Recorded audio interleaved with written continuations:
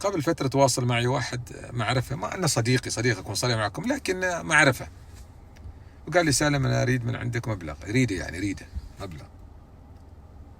أنا عاد ما سألته، لكن هو بروحه قال أنا في ناس بتجي تخطب معاي بنتي وأريد أعمل لهم ضيافة.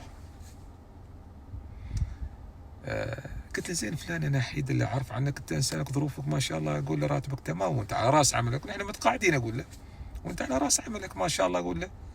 قال سالم عندي زوجي شوي تعبتني، ما تراعيني أبدا، يقول مسرفة كثير، مبذرة كثير. قلت له زين ما في داعي تسوي ضيافة، يعني هذا الخطبة خلاص أنت تامة يعني؟ قال لا بعدنا تونا يعني الحين بيزورونا. قلت له ما أول شيء بتسوي ضيافة بعدك؟ يا أخي سوي الضيافة المبتدئية هذه البسيطة، أقول له ما في داعي إذا كنت ما عندك لا تكلف على نفسك. أقول له طيب هذه المرأة الزوجة ما تراعي زوجها؟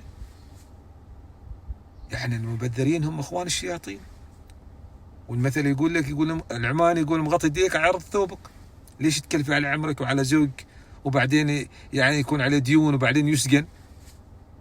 هو يقول هي واولادي تعبين، يقول ايش رايكم في هذه التصرفات؟ هل موجوده صحيحه؟ صلى الله يهديكم يا رب.